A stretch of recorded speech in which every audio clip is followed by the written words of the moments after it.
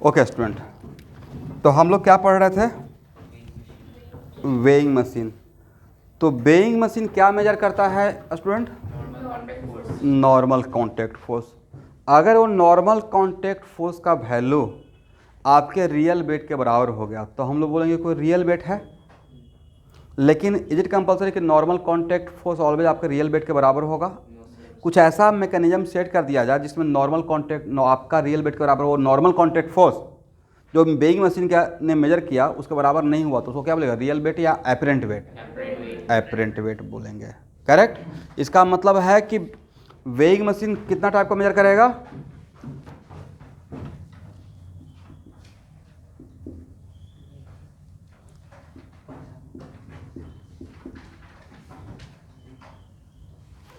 ठीक है, ए मेजर करेगा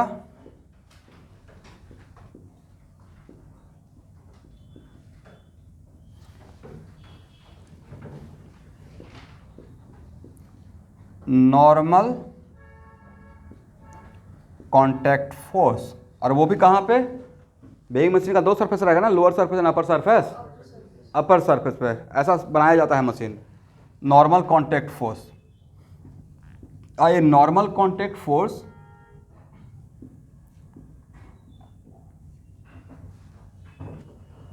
अगर रियल वेट के बराबर हो गया तो वो हम लोग बोलेंगे वो रियल वेट है। लेकिन अगर normal contact force real weight के बराबर नहीं हुआ तो इसको जो मेजर करेगा उसको क्या बोलेंगे? रियल वेट या एपरेंट वेट? एपरेंट।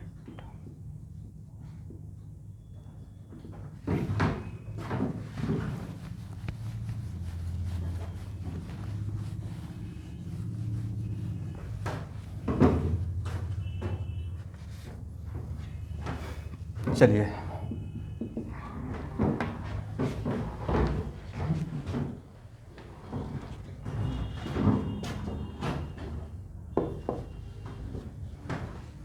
अब आपके सामने एक बहुत आसान सा एग्जांपल पहले ले रहा हूँ। एक वेइंग मशीन है, जितना आसान हो सकता है, ठीक है।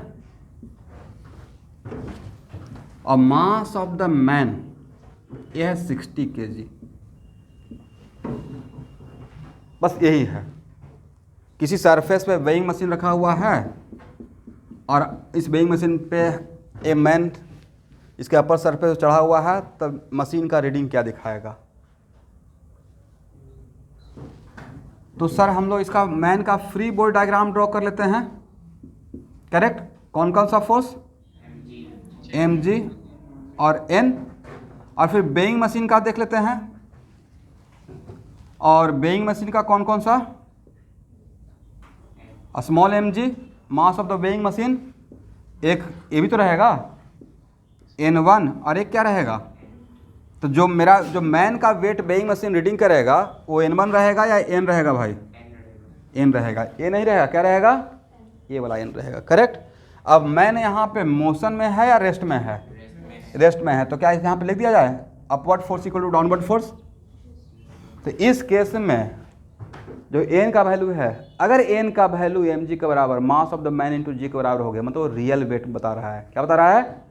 Real weight. कितना रियल वेट बताएगा? 600 न्यूटन। ठीक है ना?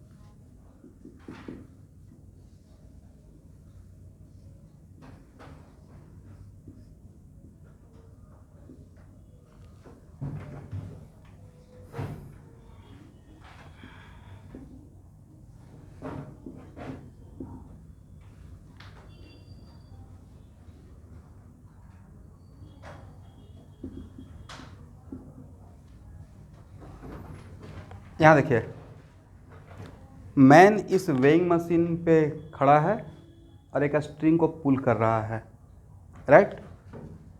तो ये तो पता है कि जितना स्ट्रिंग में टेंशन रहेगा उतना ही मैन स्ट्रिंग को पुल करेगा, न्यूटन थर्ड लॉ से। यहाँ तक क्लियर है।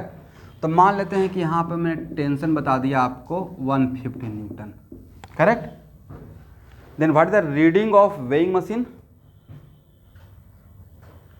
रीडिंग ऑफ, फाइंड आउट कीजिए, find out the reading of weighing machine.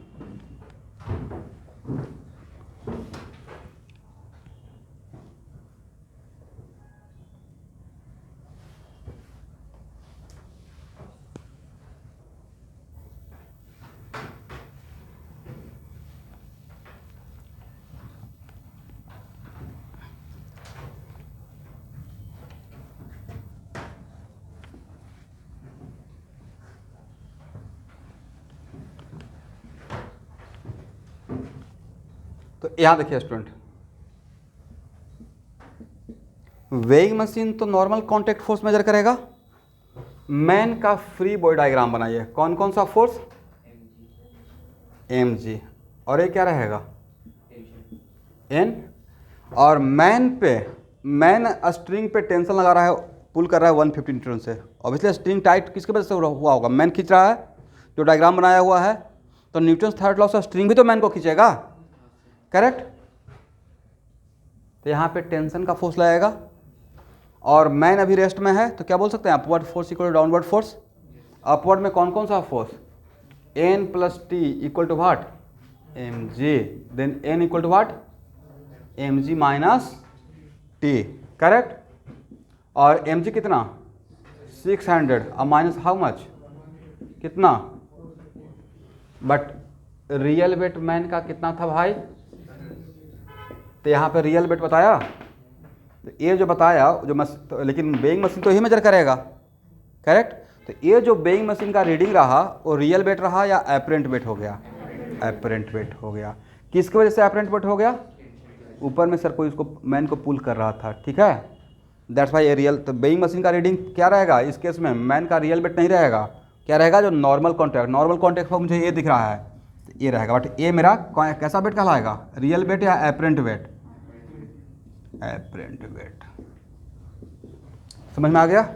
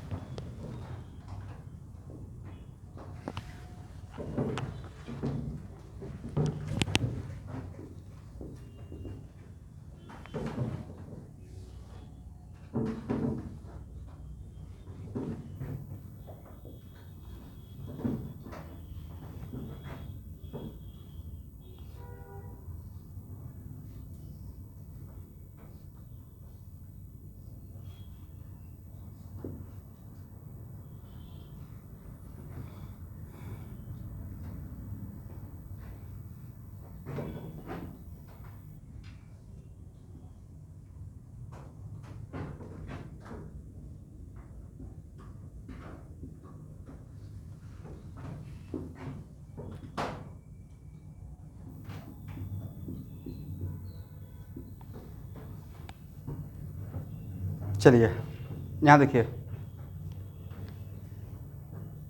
ये है एक्सेलरेशन ऑफ लिफ्ट। मैंने वेइंग मशीन को कहाँ रख दिया, लिफ्ट में। और लिफ्ट का जो एक्सेलरेशन दिया हुआ है वो किसके रेस्पेक्ट में रहेगा, तो लिफ्ट कहाँ पे फंसा हुआ रहता है, किस में सेट किया रहता है, एलिवेटर शैफ्ट, एलिवेटर शैफ्ट। और एलिवेटर शैफ्ट तो फिक्स है ग्राउंड के साथ। इसका मतलब ये एक्सेशन जो दिया हुआ है वो किसके रेस्पेक्ट में है, ग्राउंड के रेस्पेक्ट में है, करेक्ट। और मैंने यहाँ पे बिल्कुल इस वेइंग मशीन में बस खड़ा है, रेस्ट में है। तो लिफ्ट का एक्सेशन और मैन का एक्सेशन ग्राउंड के रेस्पेक्ट में डिफरेंट है या सेम है, and we are observing the situation from the ground, we are observing the situation from where, ground. मतलब यहाँ पे मैन ए है और एक कोई दूसरा मैन ग्राउंड से चीज़ों को ऑब्जर्व कर रहा है, करेक्ट। तो यहाँ देखिएगा, तो अब यहाँ पे बेइंग मशीन का, तो यहाँ पे मैं स्ट्रिक्टली बोल रहा हूँ we are observing from the ground, कुछ सोच कर, क्योंकि अभी आपको मैं स्यूडो फोर्स नहीं पढ़ाया हूँ, राइट। अब वो सारा प्रॉब्लम जो स्यूडो फोर्स अप्लाई करके बना सकते हैं वो विदाउट स्यूडो फोर्स भी बन सकता है। ये दूसरी बात है, कभी कभी स्यूडो फोर्स लगाना पड़ता है ताकि सॉल्यूशन मेरा आसान हो, बट ऐसा बिल्कुल भी नहीं है कि जो प्रॉब्लम स्यूडो फोर्स अप्लाई करने के बाद बनेगा वो विदाउट स्यूडो फोर्स नहीं बन सकता है। बिकॉज एक्चुअल में स्यूडो फोर्स लगाना जब पढ़ाएंगे तो लगाना होता है, समटाइम्स ऑब्जर्वर अपने आप को नॉन इनर्शियल फ्रेम में रख लेता है। कहाँ पे? बट नॉन इनर्शियल फ्रेम में अगर ऑब्जर्वर रहेगा तो चाहकर भी फ्री बॉडी डायग्राम नहीं बना पाएगा, क्योंकि न्यूटन्स जो F equal to M A है या dp/dt equal to F external, वो किस फ्रेम के लिए वैलिड है? इनर्शियल। तो अगर if we are observing from non inertial frame of reference, तो मेरा फ्रेम रियल वर्ल्ड का बन जाए, उसके लिए हम लोग क्या करते हैं, एक स्यूडो फोर्स लगाकर पहले उस फ्रेम को इनर्शियल बनाते हैं। मेन थीम ये है। पर अगर मैंने बोल दिया कि we are observing the situation from the ground, इसका मतलब ऑलरेडी हम लोग जो ऑब्जर्वर है वो ग्राउंड में है, इनर्शियल फ्रेम है। तो इनर्शियल फ्रेम से जब चीज़ों को अगर एनालाइज कर रहे हैं तो आपको फिर सिस्टम पे स्यूडो फोर्स लगाने का रिक्वायरमेंट नहीं है। तो जो भी इंपॉर्टेंट बात बोलते रहते हैं उसको कहीं ना कहीं कोडवर्ड में लिखते रहिएगा कि हाँ ऐसा रहेगा तो ऐसा करेंगे, ठीक है। एनीवे, तो यहाँ देखिए, तो एक्चुअल में ग्राउंड के रेस्पेक्ट में लिफ्ट का एक्सेलरेशन और ग्राउंड के रेस्पेक्ट में इस मैन का एक्सेलरेशन डिफरेंट रहेगा या सेम रहेगा? सेम रहेगा। अब फ्री बॉडी डायग्राम आप बनाइए मैन का। सब लोग एक्टिव रहिएगा। तो अगर फ्री बॉडी डायग्राम अगर आप मैन का बनाते हैं और ग्राउंड से रहकर बनाते हैं, राइट, तो कौन कौन सा फोर्स? यहां देखिए, एक तो फोर्स रहेगा mg, हाँ है ना, और कौन सा फोर्स? जो आपको फोर्स नजर आएगा ग्राउंड से वही लिखना है ना। तो ग्राउंड से इस मैन पे फोर्स देखेंगे तो कौन कौन सा फोर्स आपको नजर आएगा? भाई फ्री बॉडी डायग्राम कैसे बनाते हैं? पर एक तो mg लगेगा ही, दूसरा और कोई थर्ड फोर्स आपको नजर आ रहा है क्या? मुझे तो नजर नहीं आ रहा है। अगर सिर्फ मैन का, तो मैन तो को पे एक mg लगेगा, दूसरा है कि मैन बेइंग मशीन के कांटेक्ट में था, तो एक कांटेक्ट फोर्स, और कोई थर्ड फोर्स का यहाँ पर चांस है? नहीं है। और सारे फोर्स के कंपोनेंट को किधर रिजॉल्व करें? अपवर्ड डायरेक्शन में, करेक्ट। तो क्या लिखेंगे? n minus M G equal to what? M A. Then n equal to what? M G plus M A, M G plus M A. एक मिनट, तो इस केस में ध्यान से सुनिएगा, वेइंग मशीन जितना आपका वेट है उतना ही वेट दिखाएगा या उससे ज़्यादा दिखा दिया? ज़्यादा दिखा दिया, करेक्ट।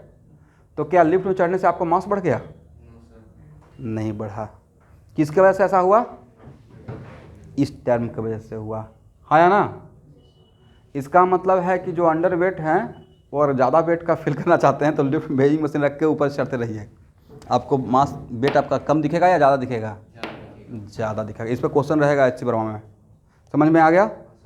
तो क्या इस वेट को हम लोग रियल वेट बोलेंगे या एपरेंट वेट बोलेंगे? एपरेंट वेट बोलेंगे। एक मिनट, लेकिन अगर आपका लिफ्ट कांस्टेंट वेलोसिटी से ऊपर या नीचे जाते रहता, क्या बोल रहे हैं? कांस्टेंट वेलोसिटी से, रेस्ट भी नहीं, मोशन में रहता, बट v कांस्टेंट रहता, तो सर v कांस्टेंट रहेगा तो ये 0 हो जाएगा। v कांस्टेंट रहेगा तो ये क्या हो जाएगा? तब उस टाइम पे रियल वेट नजर आएगा, करेक्ट। यहाँ पे जो वेट का डिफरेंस आ गया, ये वेट जो नजर आएगा वो क्या रहेगा? एपरेंट वेट कहलाएगा, समझ गए? करेक्ट। बट अगर a का वैल्यू 0, a का वैल्यू 0 कब हो सकता है? या तो लिफ्ट टंगा हुआ है, हैंग किया हुआ रहे, और नहीं तो मोशन में रहे लेकिन कांस्टेंट वेलोसिटी से, मतलब अगर एक्सेलेरेशन क्या होना चाहिए? 0। इसका मतलब लिफ्ट में रहते हुए भी रियल वेट आ सकता है, प्रोवाइडेड a का वैल्यू, और a का वैल्यू 0 होने का चांस कब रहेगा? या तो लिफ्ट कंप्लीटली रेस्ट में हो, और नहीं तो मूविंग विथ कांस्टेंट वेलोसिटी।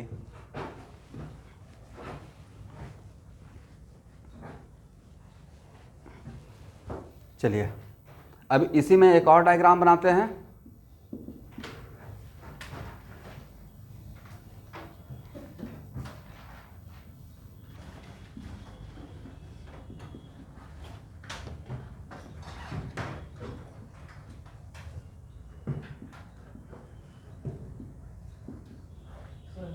एक मिनट स्टूडेंट,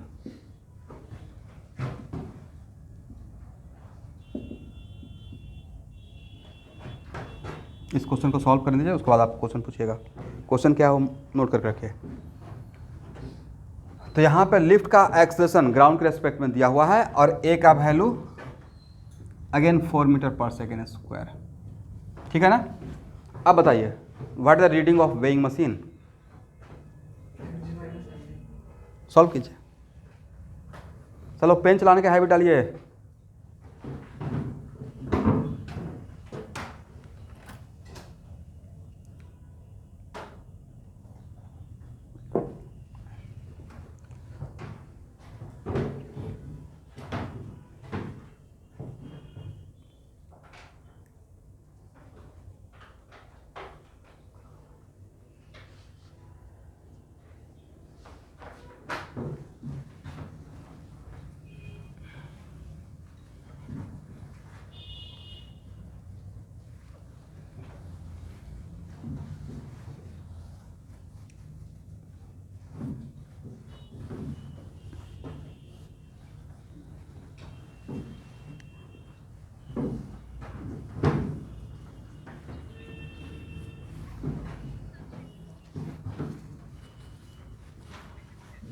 एक मिनट, अब यहाँ देखिए, तो इस केस में अगर फ्री बॉडी डायग्राम बनाएंगे मैन का, तो फिर से दो ही फोर्स है और ग्राउंड के रेस्पेक्ट में मैं ऑब्जर्व कर रहा हूँ, कहाँ पर आकर, तो क्या लिख सकते हैं, एम जी माइनस सारे फोर्स का कंपोनेंट को डाउनवर्ड डायरेक्शन में equal to what, then N equal to what, M G minus M A, correct है ना। अब तब आपसे अब दो सिचुएशन, तीन सिचुएशन यहाँ पर आया। लिफ्ट का सिचुएशन के लिए या तो वेइंग मशीन का रीडिंग mg के बराबर होगा, है ना। एक कब होगा, जब ए का वैल्यू क्या रहेगा, ए का वैल्यू 0, दो केस में, या तो रेस्ट में रहे नहीं तो मूविंग विथ कांस्टेंट वेलोसिटी, चाहे ऊपर या नीचे, करेक्ट। और एक वैल्यू रहेगा mg प्लस ma, जब एक्सेलरेशन किधर रहेगा, लिफ्ट का ऊपर, और एक क्या रहेगा, mg माइनस ma, जब एक्सेलरेशन किधर रहेगा, फोर्थ केस तो नहीं आएगा भाई लिफ्ट वाला सिचुएशन में। और तब आपसे पूछा जाएगा ऑब्जेक्टिव नीट का कि ये तीन सिचुएशन में जो वेट वेइंग मशीन मेजर करेगा उस वेट का ऑर्डर क्या होगा, सबसे ज़्यादा वेट कब रहेगा, और उसके बाद, इसके बाद, इसका मतलब लिफ्ट में बैठकर अगर आप नीचे जा रहे हैं, वेइंग मशीन पे का रीडिंग देखिएगा तो आपको कम रीडिंग दिखाई पड़ेगा, आपका जो रियल वेट है उसे ज़्यादा दिखाई पड़ेगा या इतना अमाउंट से कम दिखाई पड़ेगा, इतना अमाउंट से कम दिखाई पड़ेगा, करेक्ट है ना। तो किस केस में रियल वेट और किस केस में एपरेंट वेट, इस केस में रियल वेट, इन दोनों केस में एपरेंट वेट, इसमें मोर देन रियल वेट, इसमें लेस देन। बट अगर ए का वैल्यू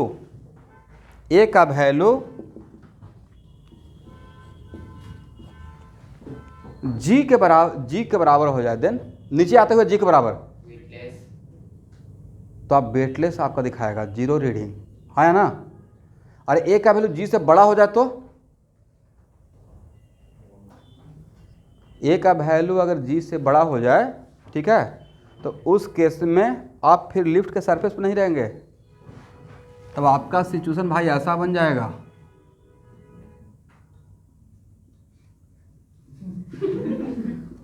है ना, पूरा ग्रेविटेशनल फील्ड उल्टा नजर आएगा आपको, करेक्ट, क्योंकि आपका तो कांटेक्ट छूट जाएगा। एन का वैल्यू 0 या निगेटिव होने का मतलब क्या, you are losing the contact with weighing machine, तो कांटेक्ट लूज करके किधर जाएंगे, ऊपर जाएंगे, करेक्ट। एक नया ग्रेविटेशनल फील्ड वहाँ पर नजर आएगा, एक न्यू ग्रेविटेशनल फील्ड, इस पर बात करेंगे, ठीक है। दिस इज द रीजन कि जो भी लिफ्ट जितना भी बिल्डिंग में लगा हुआ है, तो नीचे जाने के टाइम पे उसका एक्सेलरेशन का ख्याल रखा जाता है, उसका वैल्यू कभी भी जी के बराबर है उससे ज़्यादा नहीं रखते हैं, करेक्ट। जी से ज़्यादा रखेंगे या कम रखेंगे, कम रखेंगे। ठीक है, ऊपर जाने के टाइम पे कोई टेंशन है? ऊपर जाने के टाइम पे ए पर कोई कंडीशन नहीं है, लेकिन नीचे आने के टाइम पे बी केयरफुल। लिफ्ट का अगर एक्सेलरेशन, पहले बात हो कि लिफ्ट में स्टेप मोटर लगा रहता है तो मोटा मोटी स्पीड कांस्टेंट ही रहता है ऊपर जाने या नीचे आने के टाइम पे, बट अगर एक्सेलेटर भी किया जाए तो उस टाइम पे नीचे आने के टाइम पे हम प्रॉपर ख्याल रखते हैं कि जी इसका एक वैल्यू जिससे ज़्यादा ना हो। ठीक है ना?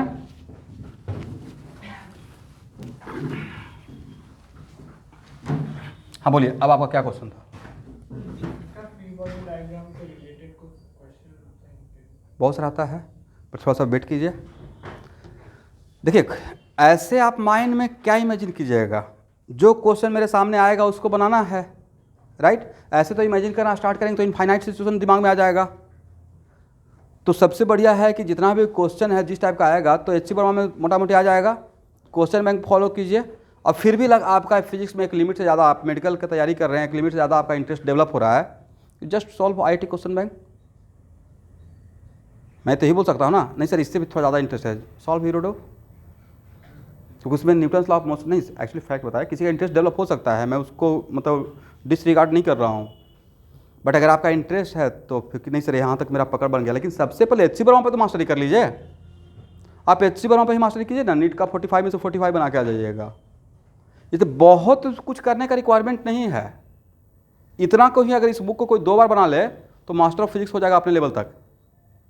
मेरा क्लास में करवाया वो प्रॉब्लम इसको बना लीजिए, इसमें थोड़ा प्रॉब्लम है, इतना सारा सिचुएशन है, तो इस पर तो पहले मास्टरी कर लें। इससे पहले तैयारी के टाइम पे अपना बाउंड्री को बनाना चाहिए कि हाँ मुझे करना क्या है। नंबर ऑफ बुक्स नहीं फॉलो करना है भाई, सेम बुक को 2-3 बार बनाना है, क्योंकि पहला बार सेम बुक बनाएगा स्पीड कम रहेगा, उसी प्रॉब्लम को सेकंड टाइम बनाएगा स्पीड ज़्यादा होगा, और थर्ड टाइम बनाते बनाते स्पीड आएगा आपका, करेक्ट? इसलिए जो चीज़ों को बोला गया है उसी को 2-3 बार कीजिए, आपका कल्याण हो जाएगा, 600 प्लस में चले जाइएगा। कोई कितना भी बोलता रहा इधर से कर लो उधर से कर लो, दुनिया भर का 10 बुक कोई नाम ले सकता है, उससे पूछेगा तुमने एक बुक इस कंप्लीट बनाया है? कंप्लीट एचसी वर्मा का मास्टरी का मतलब है कि आप मुझे खोल कैसे दीजिए कि सर क्वेश्चन नंबर ए बनाइए वर्मा बनर्जी का, मुझसे 2 मिनट में बनना चाहिए, राइट? वो हम कंप्लीट मास्टर, हाँ इसमें लगेगा इसमें लगेगा इसमें लगेगा, बन गया, तो होता है कंप्लीट मास्टरी। इसलिए उस पर वो सब काम कीजिए, इसलिए मैं आपको मिसगाइड नहीं करना चाहूँगा। चलिए तो 1-3 सिचुएशन याद रहेगा?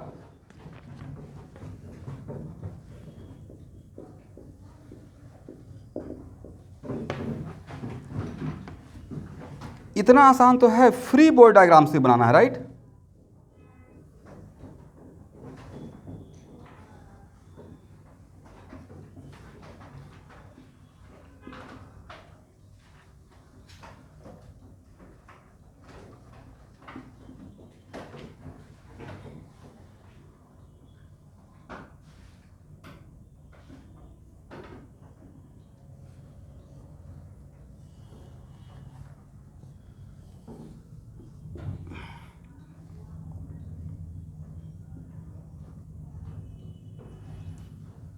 देखिए, ए मैन इस बेइंग मशीन को ऐसे पकड़े हुए नहीं है, तो आंसर कुछ और आ जाएगा।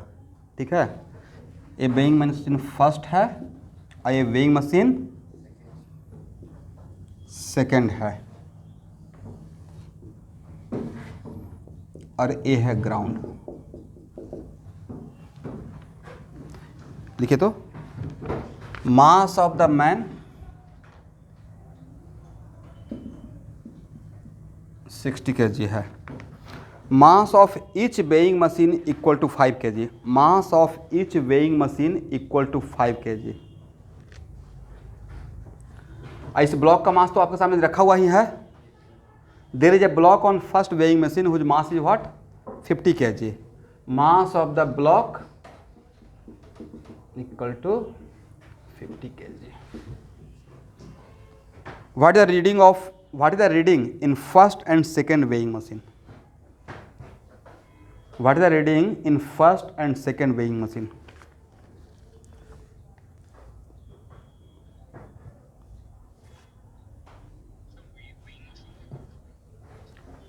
Mass of each weighing machine, दोनों का, इसका भी 5 kg है और इसका भी 5 kg है।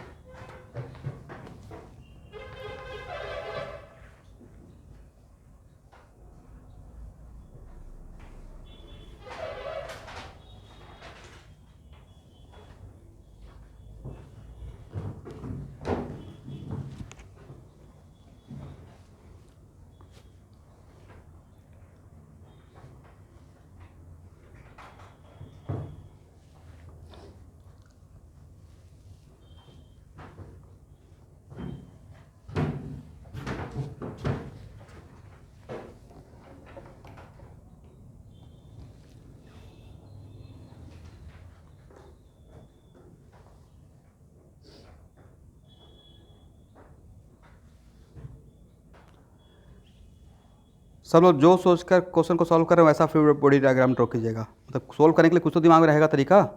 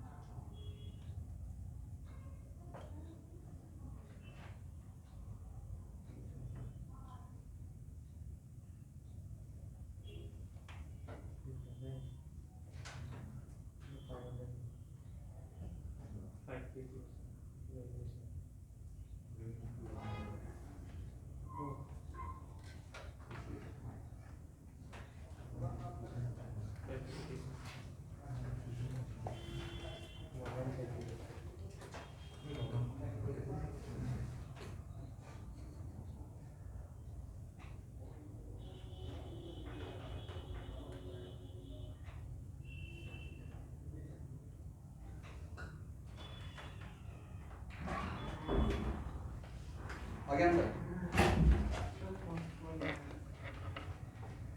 हाँ वेइंग मशीन कितना मेजर करेगा? 500। कितना? 500। First weighing machine, first weighing machine तो 500 न्यूटन मेजर करना चाहिए। वेइंग मशीन खुद का वेट दिखाते रहेगा, देन वेइंग मशीन खुद का, जब वेइंग मशीन में आप मेजर करें कभी तो कभी लाइफ में गए होंगे तो जीरो रीडिंग दिखाते रहता है ना, अपना खुद का वेट दिखाएगा क्या? लॉजिकल बात है, मैं डांट नहीं रहा हूँ, समझा रहा हूँ, पूछ रहा हूँ। पता चला कि अपना वेट भी दिखा दिया आपके साथ, राइट? अब मैं देख लूँगा, मतलब 550 जैसे ही आया मतलब वो आपका आंसर गलत है। सेकेंड वेइंग मशीन कितना दिखाएगा रीडिंग? आंसर है 1150। आंसर है 1150, ठीक है। फिर से एक बार, वेइंग मशीन यहाँ देखिए सारे बच्चे, क्या मेजर करता है भाई weighing machine? Normal contact force. कहाँ पे? अपने ऊपर वाले सरफेस पे, वही वेइंग मशीन रीड करता है, राइट? तो पहले फर्स्ट वेइंग मशीन के लिए जो भाई इसके बीच में जो नॉर्मल कॉन्टैक्ट फोर्स है वही तो रीड करेगा, और इसके मैन और इसके बीच में जो नॉर्मल कॉन्टैक्ट फोर्स वो मेजर करेगा, करेक्ट? तो पहले फर्स्ट वेइंग मशीन, पहले हम लोग ब्लॉक का फ्री बॉडी डायग्राम ड्रॉ कर लें, correct? Then what is the free body diagram, आप अपना मिस्टेक देखिएगा, what is the free body diagram of block, फिर मैं आपको सोल्यूशन भी देखूंगा। मुझे लगता है फ्री बॉडी डायग्राम, ब्लॉक तो रेस्ट में है ना भाई, तो ये हो गया mass of the block into g, और ए कौन लगाएगा, N, normal contact force on block due to weighing machine का अपर सरफेस, और ये रेस्ट में है तो क्या बोल सकते हैं, N equal to this one. ये जो एन है वो normal contact force between weighing machine and block है, राइट। तो यही तो रीड करेगा फर्स्ट वेइंग मशीन। तो अपना मिस्टेक देखिए तो कहाँ पे मिस्टेक हो गया,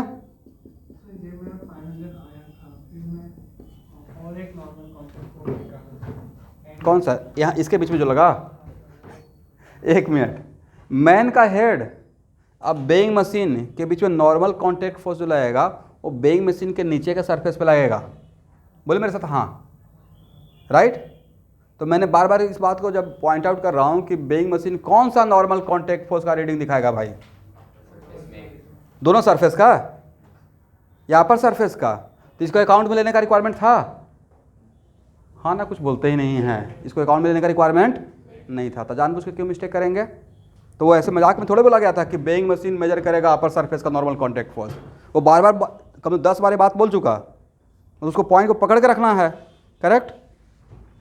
अब देखिए नेक्स्ट, अगर क्वेश्चन में और कुछ नहीं बोला गया है और मुझे इस क्वेश्चन को बहुत स्मार्टली बनाना रहता, एक तो तरीका था कि अब आप लोग क्या करेंगे, इसमें से कुछ स्टूडेंट इसका अलग एफबीडी बनाएंगे, इसका अलग बनाएंगे, इसका अलग बनाएंगे, बट जितना आप मेरा रिक्वायरमेंट रहेगा वो उतना ही काम करेंगे।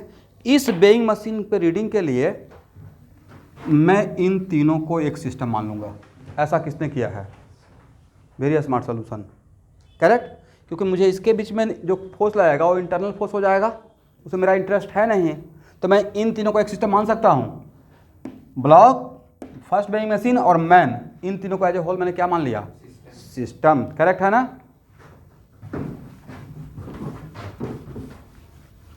किस पर्पस के लिए, सेकेंड वेइंग मशीन का रीडिंग के लिए। लेकिन फिर से मैं रिमाइंडर कर रहा हूं कि मान लेते हैं कि किसी का सिस्टम का सिलेक्शन नहीं करने आता है, तब भी आप तोड़ के तो बना सकते हैं ना, आंसर पे कोई इफेक्ट नहीं आएगा। बस इतना ख्याल रखिएगा कि मुझे सेकेंड बेइंग मशीन में इसके बीच का नॉर्मल कॉन्टैक्ट फोर्स का वैल्यू बताना है। बट अगर इन तीनों को एक सिस्टम मान लिया जाए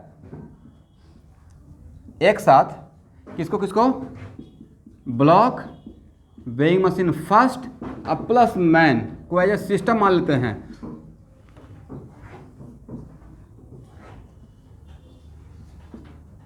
ठीक है। तब कौन कौन सा फोर्स,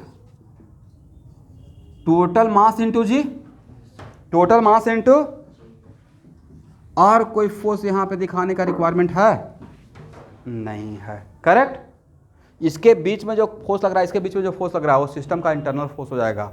इंटरनल फोर्स को फ्री बॉडी डायग्राम में ड्रॉ, और ये तीनों सिस्टम मोशन में है या रेस्ट में है, तो क्या बोल सकते हैं upward force equal to downward force. इसका मतलब है N1 equal to what, total mass into G. Total mass कितना, 115 इंटू 10, 1150 न्यूटन दिखाएगा। इतना आसान क्वेश्चन तो था, समझ में आ गया सबको। चलिए ये रीडिंग रहेगा।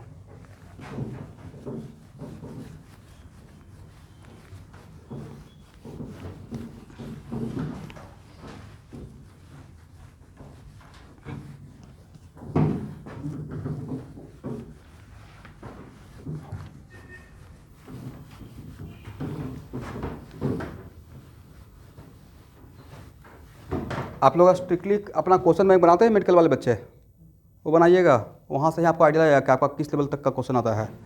अब लिखिए student, a spring force,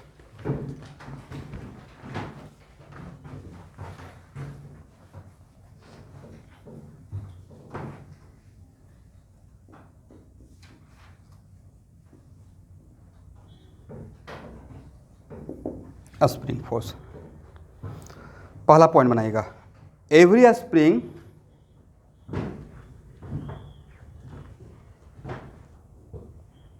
resist any attempt, every spring resist any attempt to change its length, to change its natural length, to change its natural length. Every spring resists any attempt to change its natural length. पहला point. Second point लिखिए. When a spring is compressed or extended, when a spring is compressed or extended with respect to its natural length,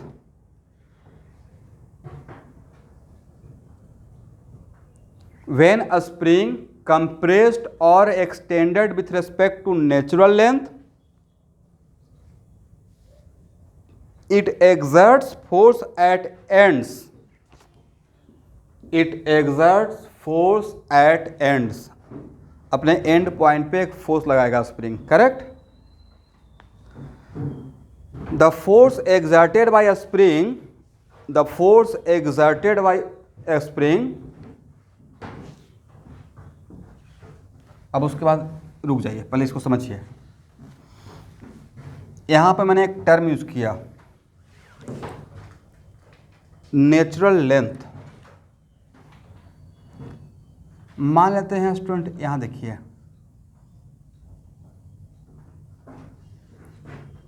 complete 2.5 our मैं spring पढ़ाते रहूंगा work probability में. अभी के लिए बस थोड़ा सा जितना यहां पे रिक्वायरमेंट है. ठीक है. तो मान लेते हैं कि आप, जैसे आप बहुत सारा पेन रहता है ना, उसमें स्प्रिंग डाला रहता है, राइट. या कोई भी आप स्प्रिंग मार्केट से खरीद के लाए हैं, तो ठीक है, उसका एक लेंथ का दिया रहता है. और खुद से क्या उसमें एक्सपेंशन या कंप्रेशन होगा अनटिल से आप जब तक नहीं करेंगे. तो जो उसका लेंथ दिखाई पड़ते रहेगा, जो आप मार्केट से परचेज करके लाए हैं, वही उसका कहलाता है नेचुरल लेंथ. क्या कहलाएगा? Natural length. और क्या बोला गया है कि नेचुरल लेंथ के रिस्पेक्ट में अगर स्प्रिंग का लेंथ को अगर आप चेंज करेंगे, तो उसका नेचुरल लेंथ से जो भी चेंज करेंगे उसको सपोर्ट करेगा या अपोज करेगा? अपोज करेगा. करेक्ट. इसका मतलब वो ऑल द टाइम वो नेचुरल लेंथ को गेन करना चाहेगा. इसका मतलब नेचुरल लेंथ में वो ज़्यादा स्टेबल है. करेक्ट. और हर स्प्रिंग, और नेक्स्ट क्वेश्चन मैं लिखवा दूंगा कि जैसे हम लोग बोलते हैं आइडियल स्प्रिंग का मतलब क्या है? Massless and frictionless. वैसे ही स्प्रिंग का भी एक टर्म यूज किया गया है, आइडियल स्प्रिंग. तो what is the meaning of ideal spring? Ideal spring का मतलब होता है पहला तो मासलेस. पहला क्या होता है? और आइडियल स्प्रिंग का दूसरा मतलब है कि हर कॉन्जिक्यूटिव टर्न के बीच में नहीं रहता कि it is kind of a spiral, right.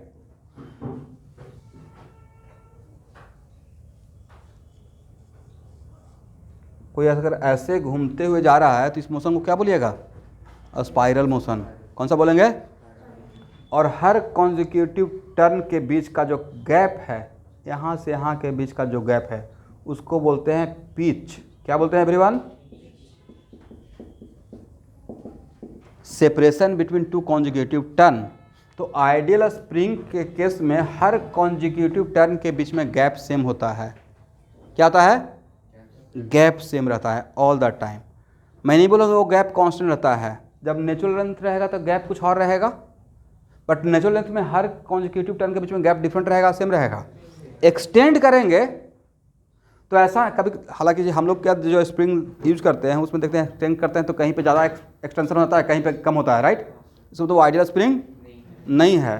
But अगर आइडियल स्प्रिंग रहेगा तो अगर इसको पुल भी करेंगे, इसमें एक्सपेंशन करेंगे, तब भी हर स्प्रिंग के बीच में, हर कॉन्जिक्यूटिव टर्न के बीच में गैप क्या रहेगा? सेम रहेगा. लेकिन नेचुरल लेंथ के टाइम पे जो गैप था उससे ज़्यादा रहेगा. उससे क्या रहेगा? तो एक्सपेंशन होगा नॉन इनफॉर्म होगा या इनफॉर्म होगा? यूनिफॉर्म होगा. और अगर कंप्रेस भी करेंगे तब भी हर कॉन्जिक्यूटिव टर्न के बीच में गैप क्या रहेगा? सेम रहेगा. लेकिन नेचुरल लेंथ में जो था उससे कम गैप रहेगा. पहला बात तो ये हो गया. तो एक बार लिखिए, ideal spring is massless. Ideal spring is a massless spring, comma, in case of ideal spring, फिर से कंटिन्यू कीजिए उसी में. In case of ideal spring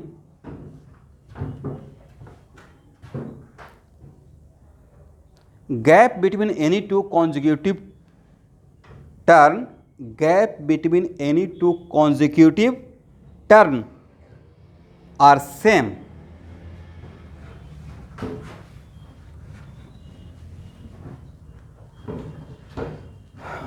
अब यहां देखिए स्टूडेंट,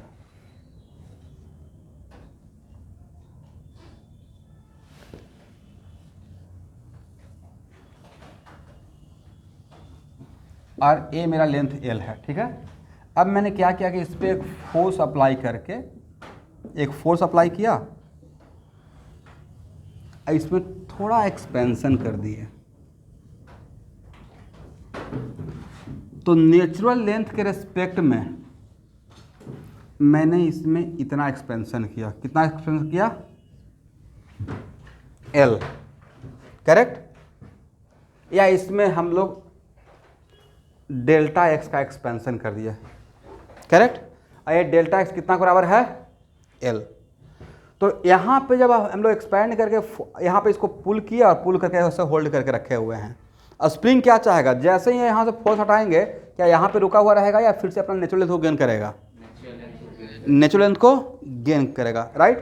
तो एक्चुअल में यहाँ पे एक हुक लगा हुआ है। क्या लगा हुआ है? हुक लगा हुआ है। तो इस हुक पे या स्प्रिंग एक इस अपने एंड पॉइंट पे एक फोर्स लगाते रहेगा। अब फोर्स कब लगाएगा? जब वो नेचुरल लेंथ में रहेगा या नेचुरल लेंथ के रेस्पेक्ट में उसका लेंथ चेंज होगा तब लगाएगा, चेंज होगा। अब स्प्रिंग फोर्स का magnitude directly proportional to delta X, जहाँ पे डेल्टा एक्स का मैंने मॉडुलस लिया है क्योंकि मैग्नीट्यूड बात कर रहा हूँ, डायरेक्शन हम लोग खुद से दे देंगे, राइट। तो स्प्रिंग फोर्स का magnitude directly proportional to what? Modulus of delta X. और मॉडुलस ऑफ डेल्टा एक्स क्या रहेगा? इलोंगेशन और compression with respect to natural length. Natural length के रेस्पेक्ट में कितना इलोंगेशन हुआ या कितना टोटल लेंथ बोल रहे हैं, या इलोंगेशन और कंप्रेशन का वैल्यू बोल रहे हैं? इलोंगेशन और कंप्रेशन का वैल्यू बोल रहा हूँ, correct. Then magnitude of a spring force equal to क्या हो जाएगा? के इंटू मॉडुलस ऑफ एक्स, जहाँ पे मॉडुलस ऑफ एक्स क्या है? वैल्यू ऑफ इलोंगेशन और compression with respect to natural length. और इस के को क्या बोलते हैं? Spring constant. और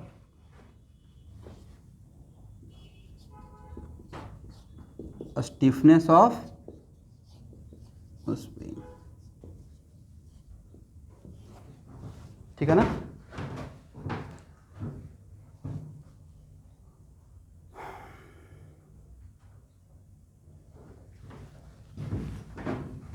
यहाँ देखिए स्टूडेंट, तो मान लेते हैं कि सपोज कीजिए, यहाँ देखिए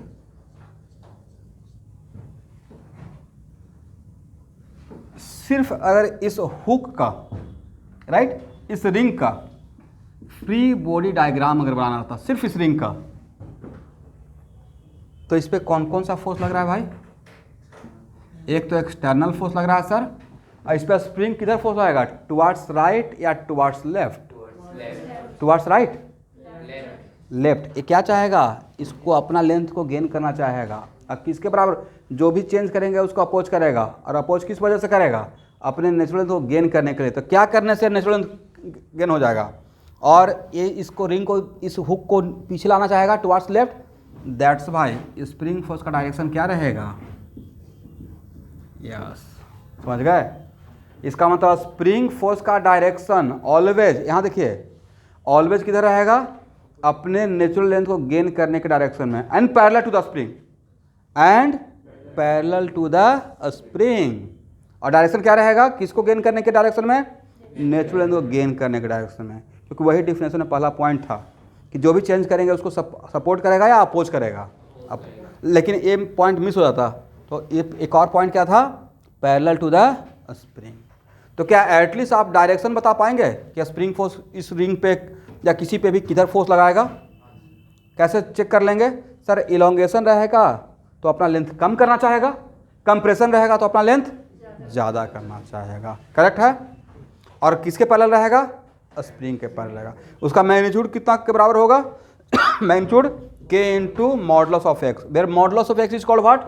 मैग्नीट्यूड ऑफ इलोंगेशन और compression with respect to what? Natural length. अब देखिए अब आप HC वर्मा अगर फॉलो कीजिएगा तो उन्होंने बस ऐसे लिख दिया है K into x modulus of x. तो बच्चों को लगता है कि अच्छा एक्स इज द कोऑर्डिनेट यहाँ पे, लेकिन उन्होंने मेंशन कर दिया एक्स क्या है, elongation of compression with respect to natural length. Correct है ना? यहाँ तक समझ में आ जाएगा।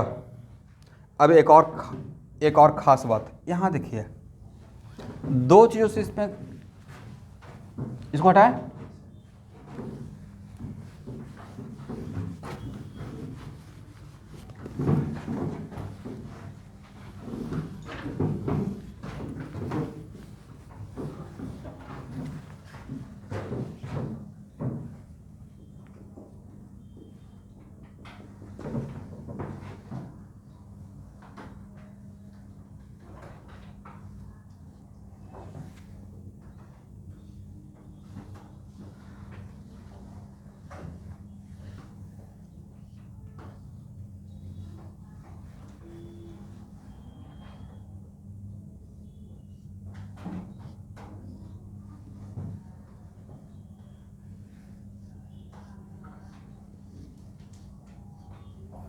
यहाँ देखिए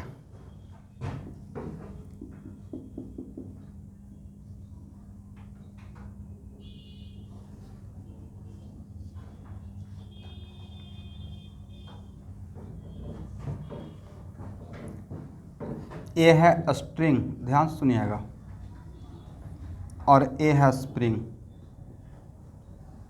करेक्ट? और इसका मास m है और स्प्रिंग कांस्टेंट के दिया हुआ है। ये है फिगर फर्स्ट और ये है फिगर सेकंड। अब कॉमन सेंस अप्लाई कीजिए, यह स्प्रिंग क्या अपना नेचुरल लेंथ में रहेगा या ड्यू टू वेट थोड़ा इलोंगेट कर जाएगा? इलोंगेट कर जाएगा। तो first of all find out the spring force, find out the magnitude of a spring force.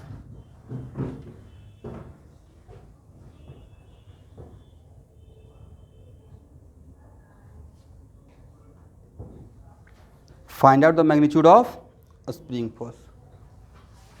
और सेकेंड में दोनों का मास सेम है, also find out the tension in the string.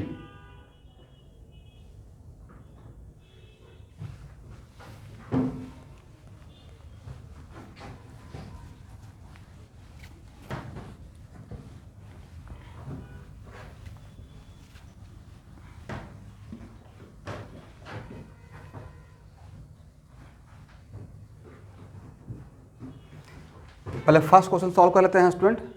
Figure first के लिए फ्री बॉडी डायग्राम ब्लॉक का बनाइए। First figure के लिए ब्लॉक पे कौन कौन सा फोर्स? mg। और कौन सा फोर्स आएगा सर? स्प्रिंग लगाएगा। और स्प्रिंग इस केस में किधर फोर्स लगाएगा? आपको क्या लगता है स्प्रिंग में कंप्रेशन हुआ होगा या इलोंगेशन? पक्का? तो इलोंगेशन होगा, इसका मतलब स्प्रिंग नीचे की तरफ फोर्स लगाएगा या ऊपर की तरफ? ऊपर की तरफ। करेक्ट? और ये ब्लॉक, ये पूरा दोनों ब्लॉक दोनों डायग्राम में रेस्ट में था, तो क्या बोल सकते हैं आप? One force equal downward force. इसका मतलब है कि एफ स्प्रिंग इक्वल टू क्या हो जाएगा? mg। और इसी क्वेश्चन में पूछा जाएगा इसमें एक और, इसी में मिला लीजिए, नीचे लिख दीजिए also find out the elongation in the spring. Also find out elongation in the spring.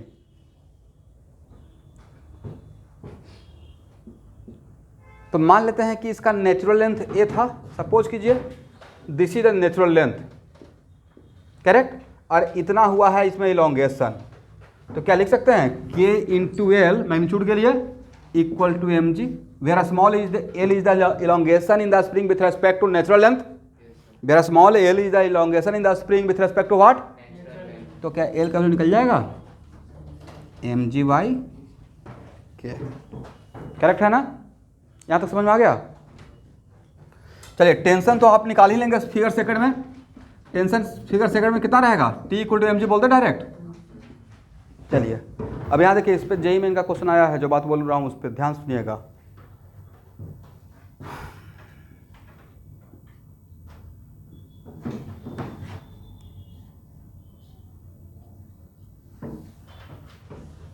देखिए स्ट्रिंग का कट करना और स्ट्रिंग में टेंशन का जीरो होना दोनों साथ साथ, राइट।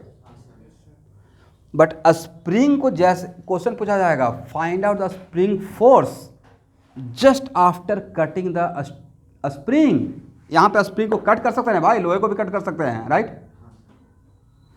ये नहीं कि सर कैसे कट होगा, तो लोहा का बना हुआ है, मान लेते हैं कट हो गया, हाइपोथेटिकली मान लीजिए।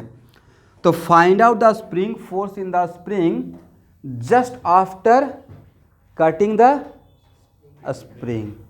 तो स्प्रिंग को जैसे ही कट करते हैं तो स्प्रिंग में तब तक स्प्रिंग फोर्स नज़र आते रहेगा जब तक उसका लेंथ नेचुरल लेंथ से डिविएट हो रहेगा। तो स्प्रिंग को अपना नेचुरल लेंथ गेन करने में टाइम लगता है, there is a time gap. इसका मतलब स्प्रिंग का कट करना और नेचुरल लेंथ का गेन होना क्या साइमल्टेनियस होगा? नहीं होगा, करेक्ट। लेकिन स्ट्रिंग का कट करना और स्ट्रिंग का लूज होना एक साथ हो जाएगा। प्रैक्टिकली सोचिए, फिर छोड़िए, प्रैक्टिकली क्या होगा? स्ट्रिंग का कट, देखिए कितना बेसिक बेसिक बात पे क्वेश्चन पूछा जाता है। तो एक जेईई मेन का क्वेश्चन होगा, बहुत बढ़िया क्वेश्चन है। तो स्ट्रिंग का कट होना और स्ट्रिंग का लूज होना एक साथ हो जाएगा, मतलब स्ट्रिंग का कट होना और टेंशन का जीरो होना एक साथ, करेक्ट है ना। बट यहाँ पे स्प्रिंग को कट होते ही क्या स्प्रिंग अपना नेचुरल लेंथ गैप गेन करेगा? ऑल ऑफ सडन नहीं करेगा। तो जिस टाइम पे स्प्रिंग को कट कर रहे हैं यहाँ पे, उस टाइम पे स्प्रिंग में इलोंगेशन तो एल ही रहेगा, एल से नेचुरल लेंथ तक आने में क्या रहेगा? टाइम लगेगा। अब मैंने बोला find out the spring force just after cutting the spring, same रहेगा, कितना? mg के बराबर, है या ना। क्योंकि वो उस टाइम पे अपना नेचुरल लेंथ को ऑल ऑफ सडन नहीं गेन करेगा। इसका मतलब स्प्रिंग का कट करना और स्प्रिंग का नेचुरल लेंथ का गेन करना साथ साथ होगा, या there is a time gap. तो जहाँ पे टाइम गैप है, मैंने बोला just after cutting the spring, just after cutting the spring, इसका मतलब है कि जिस टाइम पे just after cutting the spring, उसका उतना ही लेंथ इलोंगेशन का दिखाई पड़ता रहेगा मुझे, तो स्प्रिंग फोर्स उतना ही फोर्स दिखाता रहेगा। ये दूसरी बात है, ब्लॉक पे नहीं रहेगा, बट इसका जो लास्ट किनारा है वहाँ पे स्प्रिंग फोर्स उतना ही रहेगा, करेक्ट। इसलिए स्प्रिंग को कट कीजिएगा तो आपको हार्म नहीं पहुँचेगा, बट यहाँ पे कट कीजिएगा तो इतना ही बड़ा फोर्स से ऊपर जाते रहेगा, राइट। दैट्स वाई, समझ में आ गया। इसका मतलब है कि यहाँ पे कुछ अपने लैंग्वेज इसको नोट कर सकते हैं, स्प्रिंग का कट करना और स्प्रिंग का नेचुरल लेंथ गेन करना साथ साथ होगा, या there is a time gap. जैसे मैंने समझाया वैसे ही लिख लीजिए, there is a time gap. इसका मतलब इस केस में just after cutting the spring, spring force का वैल्यू डिफरेंट रहेगा या बिफोर के बराबर रहेगा? बिफोर के बराबर रहेगा। रीजन क्या बोलिएगा? सर लेंथ उस टाइम पे उतना ही रहेगा और length all of sudden natural length के बराबर नहीं होगा।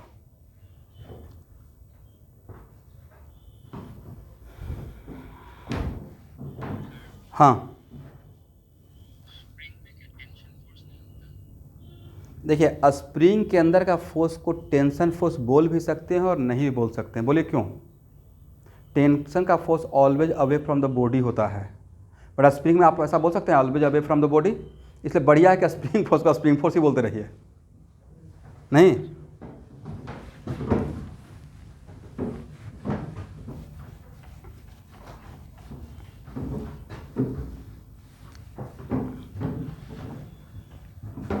ये बात को लाइटली ले रहे हैं या दिमाग में सेट कर गया? चलिए, अब इस पे इससे रिलेटेड क्वेश्चन आ गया तो बन जाएगा। ओके,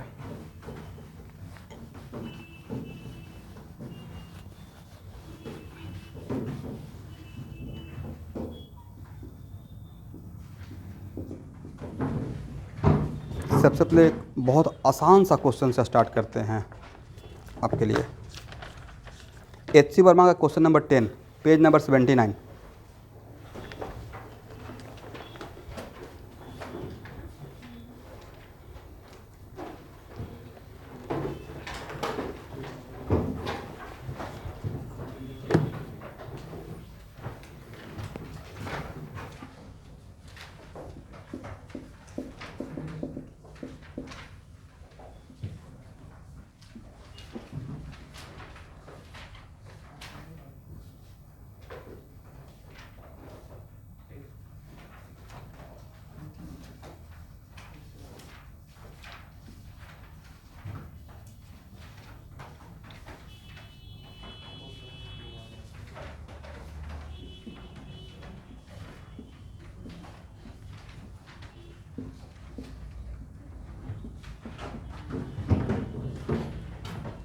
डायग्राम देख लिए।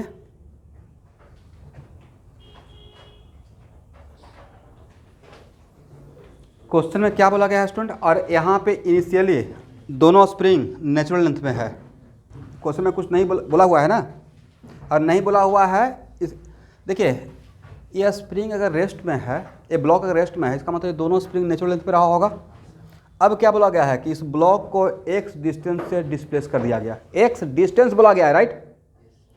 क्या बोला गया है, डिस्टेंस। किधर, कोई बात नहीं, इसका मतलब दोनों के एक्सेशन का मैग्नीट्यूड सेम रहेगा, डायरेक्शन अपोजिट हो सकता है। तो मान लेते हैं स्टूडेंट को, मैंने, आप ही बोलिए, इस ब्लॉक को x डिस्टेंस से इधर हम लोग डिस्प्लेस कर दिया, इसका मतलब इसके नेचुरल लेंथ से इसको क्या किए, इलोंगेट किए या कंप्रेस कर दिया, कंप्रेस कर दिया, करेक्ट। इसके नेचुरल लेंथ से इलोंगेट कर दिया, करेक्ट। और तब इस पे अगर फ्री बॉडी डायग्राम बनाते हैं ब्लॉक का, फ्री बॉडी डायग्राम, तो mg तो एक लगेगा ही, और एक n लगेगा, और ए स्प्रिंग फोर्स, ए स्प्रिंग इस ब्लॉक पे किधर फोर्स लगाएगा, टुवार्ड्स लेफ्ट या टुवार्ड्स राइट। इसको कंप्रेस कर दिया ना भाई, तो क्या चाहेगा, अपना नेचुरल को गेन करने के लिए अपना स्प्रिंग का लेंथ बड़ा करना चाहेगा, तो एक किधर फोर्स लगाएगा, टुवार्ड्स राइट। देखते हैं किसी स्प्रिंग को आप प्रेस करते हैं तो आपके, वो जब प्रेस कीजिएगा उसका अपोजिट में आपको फोर्स लगेगा, राइट। जिम में जाते हैं तो ऐसा स्प्रिंग बड़ा खींचने को होता है ना, राइट। तो ऐसे खींचते हैं तो क्या ऐसे ही खींचते चला जाएंगे, या आपको पुल करेगा, करेक्ट, अपोजिट डायरेक्शन में करेगा ना। दैट्स वाई इस पे ए स्प्रिंग फोर्स लगाएगा, इस स्प्रिंग फोर्स का नाम देते हैं स्प्रिंग फोर्स 1। ये स्प्रिंग किधर फोर्स लगाएगा इस पर,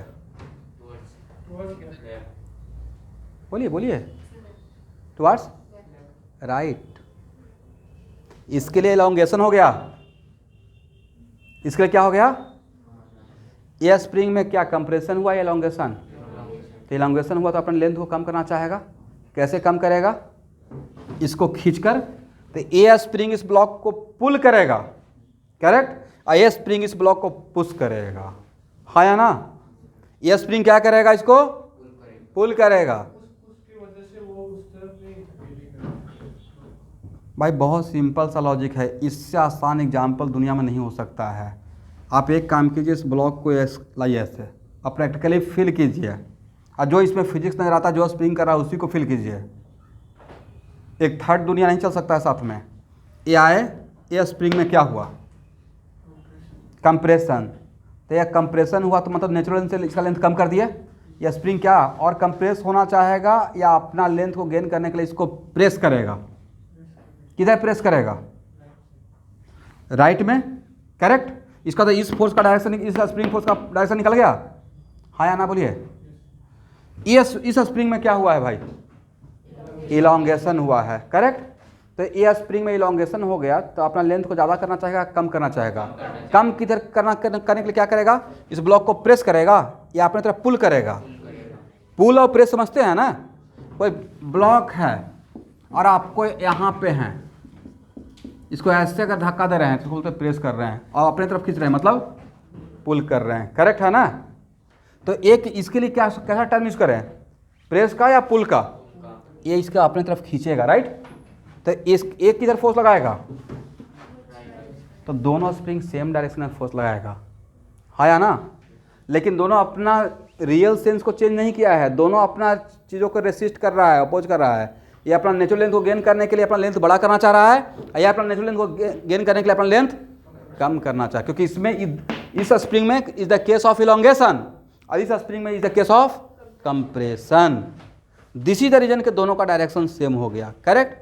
अब उसमें मैं क्या कर सकता हूँ, जो हो इसमें चेंज हुआ है उसके अपोजिट में काम कर रहा है, जो इसमें चेंज किया उसके अपोजिट में काम कर रहा है। इसमें क्या हुआ है, इलोंगेशन का, तो ये क्या करेगा, इस अपने तरफ बुला कर अपना नेचुरल लेंथ करेगा। इसमें क्या कर दिया है, कंप्रेशन, करेक्ट। तो दोनों स्प्रिंग का यहाँ पे डायरेक्शन डिफरेंट रहेगा या सेम रहेगा, सेम रहेगा, ठीक है ना। तो यह स्प्रिंग क्या किया, प्रेस किया इस ब्लॉक को, और यह स्प्रिंग क्या किया, पुल किया अपनी तरफ। एनीवे अब सारे फोर्स के डायरेक्शन को टुवार्ड्स राइट रिजॉल्व कीजिए, तो क्या लिख सकते हैं, a for spring 1 plus a for spring 2 equal to what, m into a, correct है ना। तो a equal to what, a for spring 1 plus what, a for spring 2 और डिवाइड बाई, और इसका मैग्नीट्यूड तो पता ही है, K1x और इसमें कंप्रेशन अगर x हुआ है तो इसमें इलोंगेशन भी तो x होगा। डिफरेंट रहेगा या सेम रहेगा? सेम रहेगा। K2x और divide by K1 plus K2 into x divide by. और आगे चलकर जब SHM वगैरह पढ़ाऊंगा तो इसी टाइप के सिचुएशन को बोल दूंगा both spring are in parallel. Spring का एक कम्बिनेशन होता है कि दो स्प्रिंग है तो सीरीज में है या पैरेलल में है, बट अभी तक तो हम लोग वहाँ तक पहुँचे नहीं हैं। अभी बस जानिए कि जो यहाँ पे देख रहे हैं उसी को फिल कीजिए। और बाद में इक्विवेलेंट स्प्रिंग कांस्टेंट भी निकालते हैं, नाम सुने हैं SHM में ऐसा कुछ टर्म, इक्विवेलेंट स्प्रिंग कांस्टेंट। चलिए कोई बात नहीं है, हो गया ना। ये बहुत टफ क्वेश्चन था, तो बच्चा टाइप क्वेश्चन है।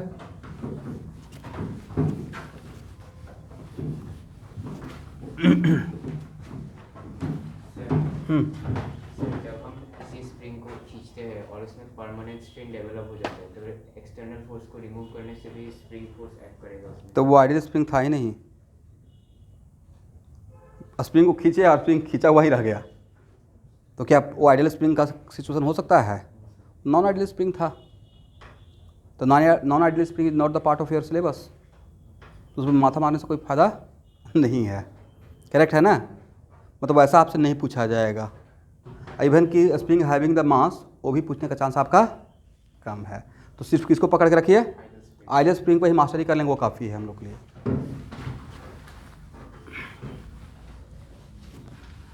देखिए मेरा यहाँ पे दो काम है। पहला काम है कि आपको बचा के भी रखना। Rejection is also much more important with respect to selection. क्या छोड़ना और क्या पढ़ना है, वैसा चीज़ पढ़ रहे हैं जो कभी आएगा ही नहीं। एनर्जी वेस्ट हो गया ना आपका।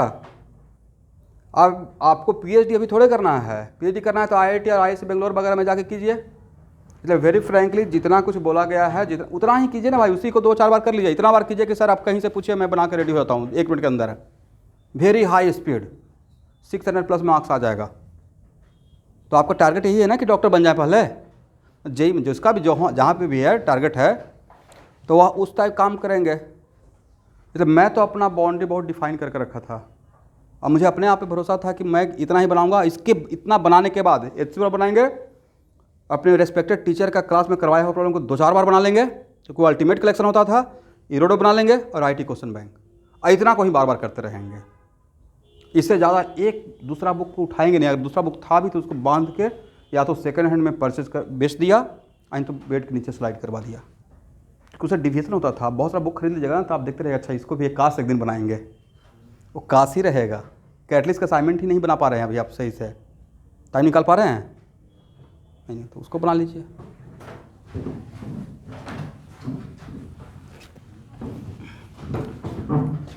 चलिए इसी बात पे अब एक और क्वेश्चन, बहुत इंटरेस्टिंग क्वेश्चन है।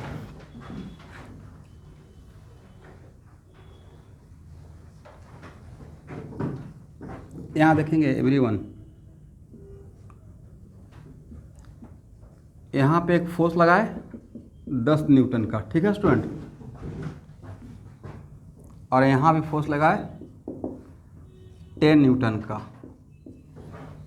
तो स्प्रिंग में कितना फोर्स डेवलप होगा? ऐसा ही फोर्स एक स्प्रिंग ले लिए थे, याद है आप लोग को, जिसमें आप लोग को एक साथ आंसर था 0 न्यूटन। पहला तो एक तो 0 था। देखिए अगर मुझे जहाँ तक याद आ रहा है कि आप लोग का आंसर आपके बैच का, तो मैं पूछा था कि स्टूडेंट एक काम कीजिए, इस एक स्ट्रिंग का 2 किनारा है, इधर 10 न्यूटन इधर 10 न्यूटन, तो इसमें टेंशन कितना? तो पहला तो आंसर कि 0 न्यूटन, फोर्स कैंसिल हो गया। और दूसरा आंसर आया था 20 न्यूटन। 10 इधर लगाएंगे 10 इधर लगाएंगे तो 20 हो जाएगा। करेक्ट आंसर कितना था? 10 न्यूटन।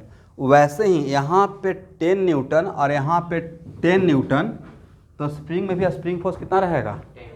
10 न्यूटन। करेक्ट। नेक्स्ट, यहाँ पे इस हुक पे, मानते it is kind of hook समझते ना इस टाइप का, इस हुक पे स्प्रिंग फोर्स और यहाँ पे स्प्रिंग फोर्स का मैग्नीट्यूड डिफरेंट रहेगा या सेम रहेगा? तो आइडियल स्प्रिंग के केस में ईच एंड एवरी पॉइंट पे स्प्रिंग फोर्स का वैल्यू सेम रहता है। डिफरेंट रहेगा या सेम रहेगा? सेम रहेगा। और अगर ये प्रूफ करना रहे तो कैसे प्रूफ कीजिएगा? तो यहाँ देखिए, अगर मुझे प्रूफ करना रहेगा तो पहले मैं इस हुक का फ्री बॉडी डायग्राम बना दूंगा, राइट। और इस पे एक्सटर्नल फोर्स एक है 10 न्यूटन का, और इसके किनारे पे स्प्रिंग फोर्स रहेगा। इस पे स्प्रिंग फोर्स का डायरेक्शन किधर रहेगा, इधर रहेगा, हाँ या ना। और ये स्प्रिंग फोर्स का वैल्यू कितना रहेगा, ये रेस्ट में है ना भाई, किसमें है, रेस्ट में है। तो rightward force equal to what, leftward force. तो कितना रहेगा, एफ इक्वल टू कितना न्यूटन, 10 न्यूटन। लेकिन मैं बोल दिया कि नहीं मुझे यहाँ पे नहीं चाहिए, मुझे प्रूफ कर देना है कि स्प्रिंग के ईच एंड एवरी पार्ट में स्प्रिंग फोर्स का जो किनारे पे लगाएगा स्प्रिंग फोर्स, वही बीच में भी कहीं पर नजर आएगा। उसको प्रूफ करने के लिए हम लोग क्या हाइपोथेटिकली सोचते थे, ऐसा ही कॉन्सेप्ट स्ट्रिंग के लिए बताया था। यहाँ पे कट करके इसको 2 पार्ट बना के सोच सकते हैं, इसको पार्ट फर्स्ट और इसको पार्ट सेकेंड कर देते हैं, करेक्ट है ना। और यहाँ देखिए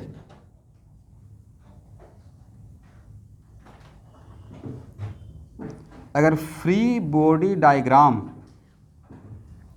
of part first including hook, including what, hook, अगर हम लोग बनाते हैं तो F equal to 10 newton, correct. और इसमें यहाँ देखिएगा इस टाइप का सिचुएशन में स्प्रिंग में क्या हुआ है, कंप्रेशन का टेंडेंसी या इलोंगेशन का, आपको क्या फील होता है, इलोंगेशन। तो इलोंगेशन में क्या चाहेगा, कोई भी स्प्रिंग अपना लेंथ को कम करना चाहेगा। अब इसका फ्री पार्ट फर्स्ट का फ्री बॉडी डायग्राम बना रहे हैं, किसका, इंक्लूडिंग हुक, इंक्लूडिंग हुक। तो इस पे अब यहाँ पे जो फोर्स लगेगा स्टूडेंट, इस किनारे पे यहाँ पे जो फोर्स लगेगा स्प्रिंग फोर्स, वो कौन लगाएगा, फर्स्ट। कोई भी सिस्टम खुद पे फोर्स लगाता है, तो इस पे जो फोर्स लगाएगा वो ये लगाएगा।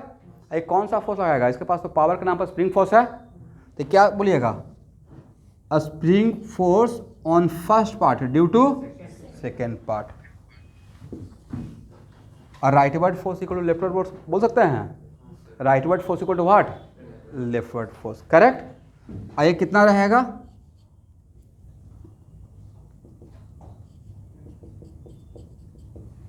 इसका मतलब बीच में स्प्रिंग के बीच में कहीं भी स्प्रिंग फोर्स का कोई डायरेक्शन पूछेगा तो सर डिपेंडिंग अपॉन सिचुएशन, हाँ या ना।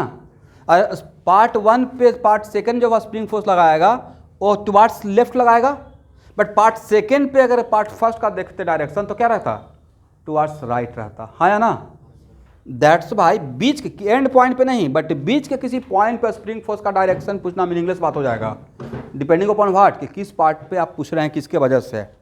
बट मुझे सबसे पहले यहाँ प्रूफ करना था कि हुक पे जितना स्प्रिंग फोर्स लगा है वही स्प्रिंग फोर्स बीच के किसी स्प्रिंग के किसी पार्ट में भी फील होते रहेगा। तो यहाँ पे स्प्रिंग फोर्स का मैग्नीट्यूड और यहाँ पे स्प्रिंग फोर्स का मैग्नीट्यूड डिफरेंट रहेगा, सेम रहेगा, सेम रहेगा, just like what, string, just like string, correct है।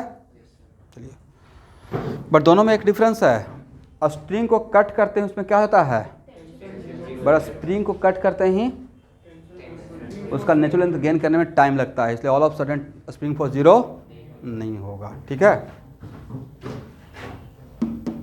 तो यहाँ से जो सिखाए हैं उसको ड्रॉ कर लीजिएगा, बना लीजिएगा।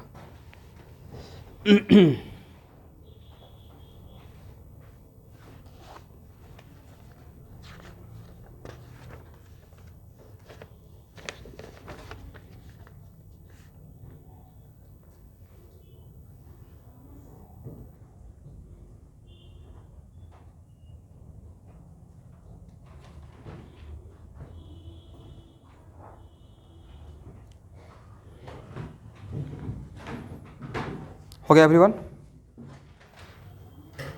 हो गया ना।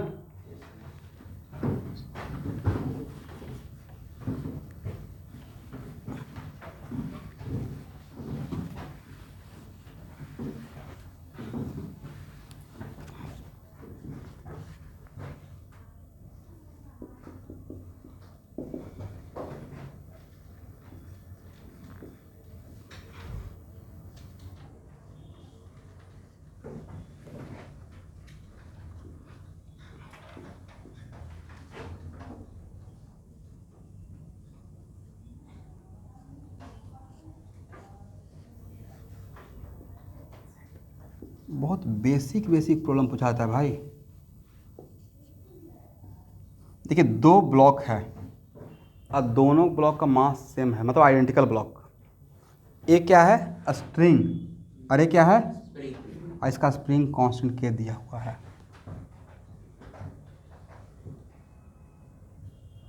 हालांकि स्प्रिंग कांस्टेंट के नहीं दिया हुआ क्योंकि इस क्वेश्चन में इसका रिक्वायरमेंट ही नहीं है।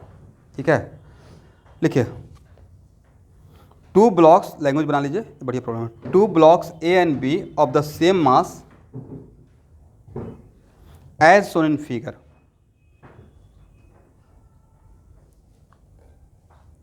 Find the acceleration of block A and B. Find the acceleration of A and B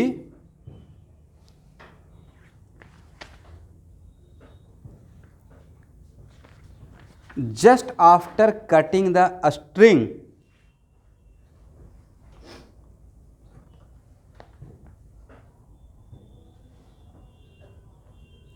Just after cutting the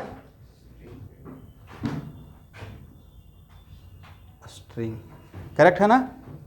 और ए और बी का दोनों का एक्सेलेरेशन बताना है just after cutting the string with proper direction, magnitude भी और डायरेक्शन भी। ये पहला क्वेश्चन हुआ। कल ये दोनों क्वेश्चन से यहाँ स्टार्ट करूँगा, आप लोग बढ़िया से ट्राई करके बिना इधर उधर का सोल्यूशन देखे हुए बना के आना है। सोल्यूशन देखिएगा तो मुझे पता चल जाएगा कि आपने सोल्यूशन देखा है, आपका बताने के तरीका से मुझे पता चल जाएगा। ठीक है, और ये सेकेंड क्वेश्चन,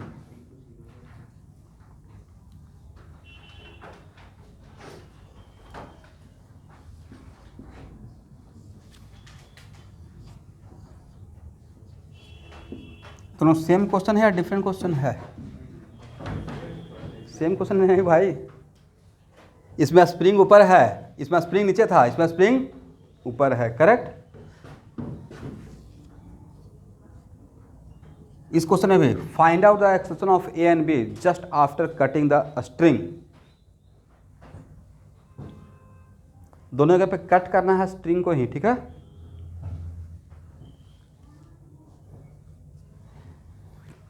और बिफोर कटिंग दोनों सिस्टम क्या था, रेस्ट में था। बिफोर कटिंग सिस्टम क्या था, रेस्ट में था। ये लिख लीजिएगा, before cutting system was in rest.